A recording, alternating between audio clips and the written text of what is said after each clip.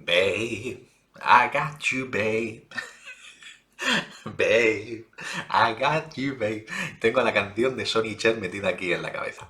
Esta semana, como todos los años, el día 2 de febrero se celebró el conocido como el Día de la Marmota, que es una festividad consistente en que una marmota meteoróloga predice, en función de si ve o no su propia sombra, de si va a continuar o no durante otras 3 semanas el invierno o si por el contrario llega la primavera. Una pequeña festividad que solo involucraba a los habitantes de Pennsauken, en Pensilvania, Estados Unidos, pero que empezó a ser seguida por miles y miles y miles de personas en todo el mundo gracias al estreno tal día como hoy, viernes 4 de febrero, pero de hace 29 años, más concretamente de 1993, de la película Groundhog Day, el Día de la Marmota, que aquí en España conocemos como Atrapado en el Tiempo. Lo que me da paso para... Espera. Este va a ser uno de esos vídeos de la historia secreta de... Puedes apostar por ello. Y además coge palomitas porque esto va para largo.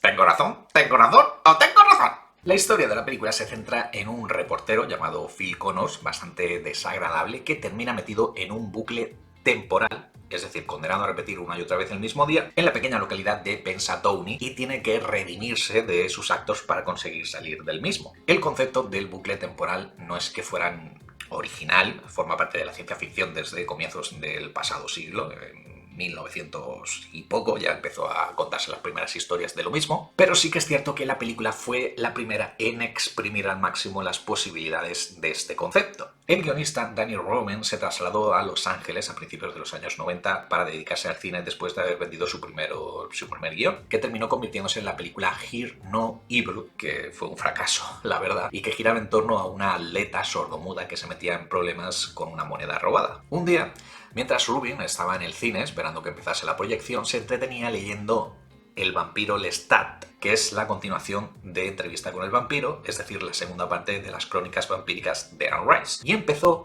a fantasear con el concepto de la inmortalidad y cómo afectaría a esta a un hombre común. Además, decidió fusionar este concepto con un cuento anterior que había escrito sobre un hombre que se veía condenado a repetir una y otra vez el mismo día, y abrió el calendario para ubicar la historia en la festividad más próxima que hubiese, que resultó ser el día 2 de febrero, el Día de la Marmota. El guión acabó en manos del actor, director y guionista Harold Ramis, que estaba en plena crisis creativa después de que su última película, Club Paradise, protagonizada por Robin Williams y Peter O'Toole, hubiera sido un absoluto fracaso. Con el paso de los años, Ramis confesó varias veces que no se rió ni una sola vez mientras estaba leyendo el guión, pero la historia le gustó lo suficiente como para decidir que esa iba a ser su siguiente película, después de numerosas reescrituras.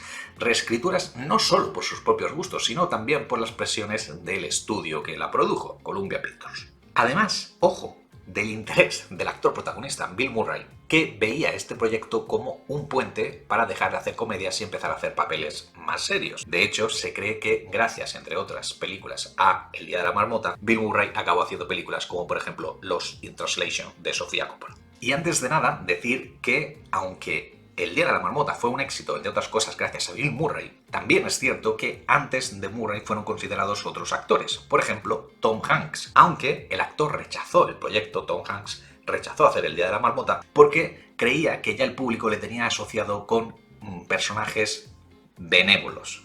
Es decir, que ver su transformación de un tipo desagradable a un tío bueno, no iba a tener el mismo efecto. De hecho, lo difícil iba a ser que el público claudicase de entrada con una versión de Tom Hanks cínico y mordaz. Por este motivo, al final, Ramis acabó decidiendo contar con su amigo, Bill Murray, con el que ya había hecho otras películas, como Caddyshack, que aquí en España conocemos como El Club de los Chalados, o sobre todo las dos primeras películas de Ghostbusters, Cazafantasmas. Películas estas donde Ramis aparecía como actor, al igual que también lo hace en Groundhog Day, El Día de la Marmota, hace un cameo como el neurocirujano al que asiste el personaje de Phil Connors, el de Bill Murray. Lamentablemente, y debido a las diferencias que tuvieron durante el rodaje de la película, El Día de la Marmota también supuso el fin de la amistad entre Bill Murray y Harold Ramis. De hecho, Bill Murray se negó durante años a que le mencionaran en cualquier entrevista el nombre de Harold Ramis y no retomaron el contacto hasta muchos años después, en 2014,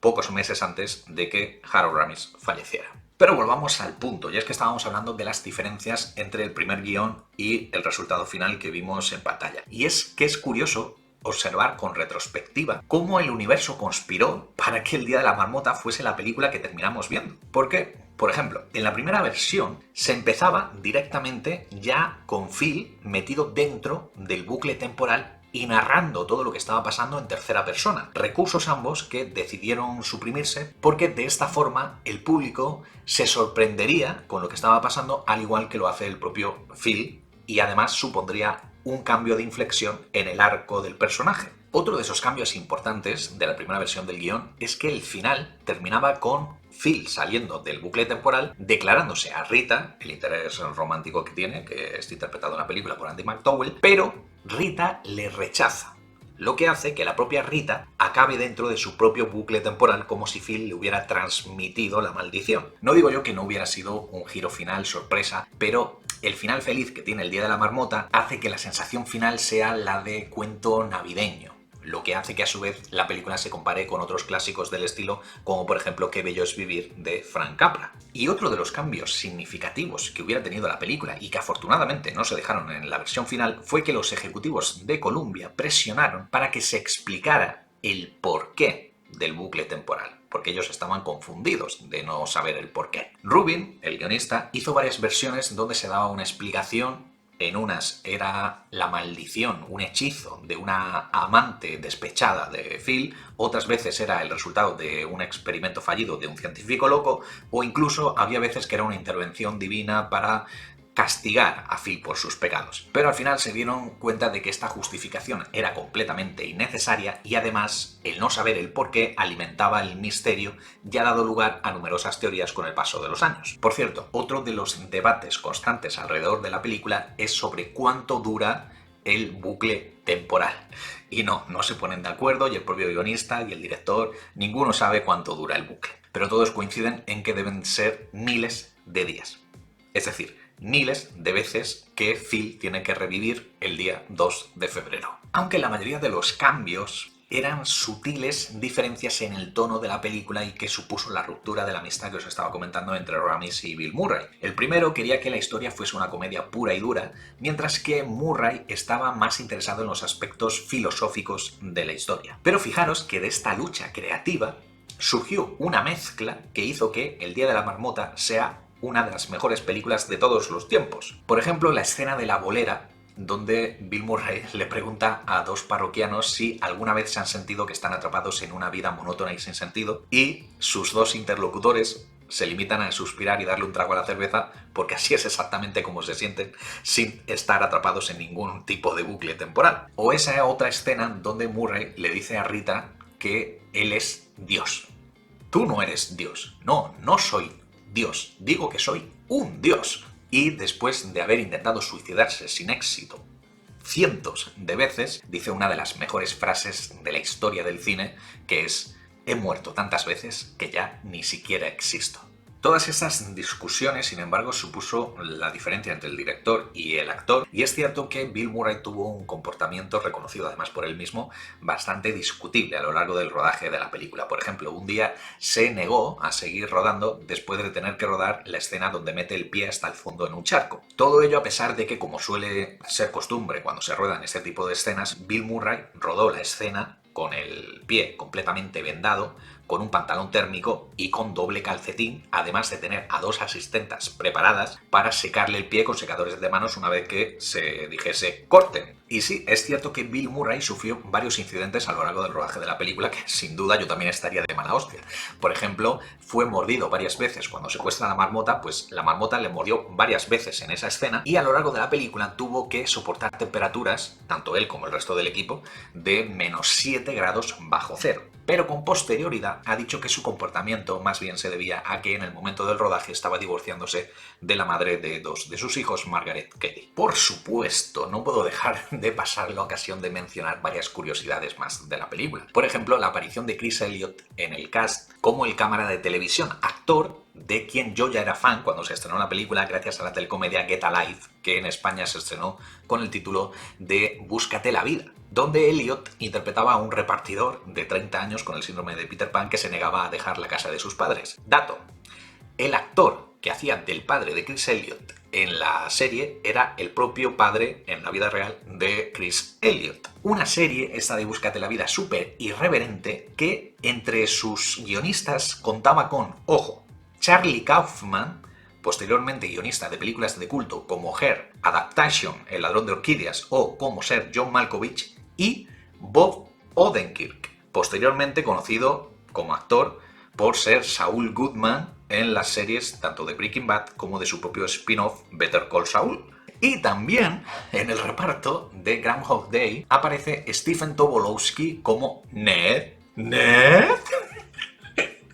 El vendedor de seguros que es amigo de la infancia de Phil Connors, que muchos de vosotros conoceréis única y exclusivamente por esta película, pero que en su filmografía tiene otro papel hiper mega icónico, el del amnésico Sammy Jenkins, a quien Guy Pearce no para de mencionar una y otra vez en la maravillosa Memento de Christopher Nolan. Y, por supuesto, cómo no mencionar ese guiño cinéfilo de Phil acudiendo al cine disfrazado como el personaje de Clint Eastwood en la trilogía del dólar de Sergio Leone. Posteriormente, la propia Groundhog Day ha servido de inspiración para otras películas de distintos géneros como Click, la comedia de Adam Sandler, o Al filo del mañana, con Tom Cruise y Emily Blunt como protagonistas, y las dos entregas del slasher Feliz día de tu muerte, películas estas, por cierto, muy recomendables. Y es que ya os decía que el concepto del bucle temporal no es que fuera del todo novedoso cuando se estrenó El día de la marmota, pero sí que es cierto que el éxito de la película ha servido para que el término sea popularmente conocido e incluido en el argot como esa situación que se repite una y otra vez y de la que no puedes escapar. Por ejemplo, cuántas veces a lo largo de la pandemia dijimos que parecía que estábamos en el día de la marmota. Pero sigamos con las curiosidades y otras diferencias con respecto a la primera versión del guión, donde el personaje de Phil, dentro del bucle, conseguía salir de Pensatoni. O sea, había escenas que no transcurrían dentro del pueblo. Pero al final se decidió que toda la película tuviera lugar en Pensatoni, en el pueblo. De hecho, el detonante de toda la historia es que Phil no puede escapar del pueblo debido a una ventisca. Y esto, a su vez, hace que la sensación sea todavía más claustrofóbica. Es decir, no solamente no puede escapar del bucle temporal, sino que tampoco puede escapar de Pensatoni. Pues bien, con esto vais a flipar. La película no se rodó en Pensatoni. Sí, hay algunas escenas que se rodaron allí, pero la mayor parte de la película no se rodó en Pensatoni porque el pueblo no reunía las condiciones aptas tanto para el equipo técnico como artístico. Es un pueblo que se encuentra a 80 kilómetros de la ciudad más grande, que es la capital, Pensilvania, y tampoco tenía suficientes alojamientos para que se quedaran tanto el equipo técnico como artístico. Así que la película se rodó en Woodstock, Illinois. No confundir con Woodstock, Nueva York, que es conocido por el famoso festival que fue el pistoletazo de salida para la cultura hippie. La Woodstock de Illinois, donde se rodó el Día de la Marmota, es conocida por ser la fabricante de las máquinas de escribir. Hubo un momento en el que más de la mitad de las máquinas de escribir de todo el mundo se fabricaban en Woodstock, Illinois. Y además también es conocida Woodstock, Illinois, por haber tenido un centro educativo exclusivo para hombres, para varones, donde estudió durante 5 años un jovencísimo Orson Welles. De hecho, los primeros pinitos que hizo en el teatro Orson Welles fue precisamente en la compañía teatral del centro. Localidad donde, por cierto, también se rodó recientemente otra producción que fue la serie Lovecraft Country, aunque lamentablemente esta ficción de HBO no pasó de la primera temporada. Por supuesto, a raíz del éxito de la película, Woodstock empezó a celebrar su propia festividad del Día de la Marmota y a día de hoy sigue habiendo placas conmemorativas y rutas turísticas por las distintas localizaciones que se pueden ver a lo largo del metraje. También más recientemente, en 2020, hace apenas 2 años, tanto Bill Murray como algunos de los actores originales de la película regresaron a Woodstock para rodar un anuncio de televisión de la marca de todoterrenos Jeep.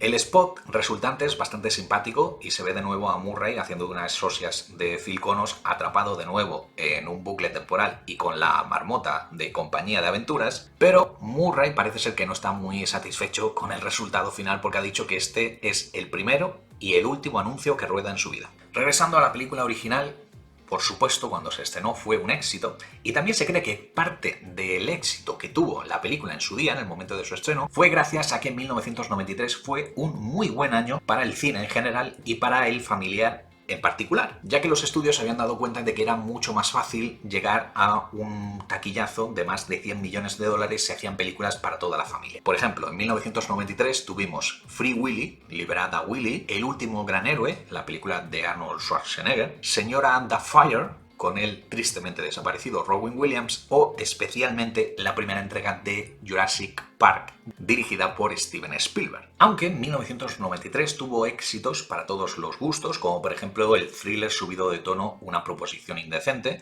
las películas premiadas por la crítica Filadelfia y La lista de Schindler, de nuevo dirigida por Steven Spielberg. Sí, Spielberg estrenó el mismo año Parque Jurásico y La lista de Schindler. Y las películas de culto Movida del 76, dirigida por Richard Linklater, Batman, La máscara del fantasma. Recordad que estábamos en los 90, en pleno auge de la primera serie de animación emblemática de Batman, y la también icónica Pesadilla antes de Navidad de Tim Burton. Además, el Día de la Marmota también supuso un punto de inflexión en las comedias que no se solían estrenar en invierno, no es una fecha apropiada para ellas, y fue de hecho la comedia más taquillera de todos los tiempos estrenada en invierno, superando a Wayne's World, que se había estrenado no obstante un año antes, en 1992. Groundhog Day debutó como número 1 en la taquilla, superando al drama romántico Somersby, protagonizado por Richard Gere y Jodie Foster, y recaudó en todo el mundo más de 100 millones de dólares, siendo la 10ª película más taquillera de 1993, por detrás de la mencionada Free Willy, Liberada Willy, y Cliffhanger, Máximo Riesgo en España, la película de Sylvester Stallone. Finalmente vamos a terminar, sí, con esto ya terminamos, con algunas adaptaciones curiosas que ha tenido Atrapado en el Tiempo, y es que tuvo una versión italiana, película que se puede traducir como algo así a Ya es ayer, aunque también se la conoce como El día de la cigüeña, que coescribió el propio autor del guión original de la película, Danny Rubin. También hay una versión musical, sí, existe El día de la marmota, Atrapado en el Tiempo, el musical. Y no solo existe, sino que además es muy exitoso. Estuvo nominado a varios premios en 2017, tanto en los premios Laurence Olivier del West End de Londres, como en los premios Tony de Broadway. La historia de convertir la película en un musical data de hace un montón de años. En 2007 lo mencionó Stephen Sondheim, ojo, que es el gurú de los musicales, es el responsable de Sweeney Todd o Into the Woods, por ejemplo, pero acabó descartándolo diciendo que, en su opinión, el resultado final, es decir, un musical, no le haría justicia a lo buena que es la película. El relevo lo tomó el propio guionista, Danny Rubin, que empezó escribiendo una adaptación teatral como hobby, bueno, entre otras cosas, porque también podía conseguir algo de dinero, ya que Columbia, el estudio que produjo la película, no había retenido los derechos de una adaptación teatral. Finalmente, Rubin tuvo la ayuda del compositor Tim Minchin, que también había adaptado en teatro musical otra conocida película, la de Matilda, y el musical finalmente se estrenó, como digo, en 2017 y es bastante parecida a la historia original de la película. Y, por último, ultimísimo, también hay una secuela de Atrapado en el Tiempo, pero, ojo, a modo de videojuego. Groundhog Day, Like Father, Like Son, que está protagonizado por el supuesto hijo de Phil Connors, quien termina atrapado en su propio bucle temporal dentro de Pennsatucky y tiene que ayudar a los vecinos para salir del mismo. No he jugado, así que no os puedo decir qué tal es el videojuego. Pero en fin, con esto ya terminamos. Ha costado, pero merecía la pena mencionar las curiosidades y la historia secreta detrás del rodaje de una de las mejores películas que se han hecho nunca. En fin, familia, me pongo a editar y nos vemos mañana. Chao.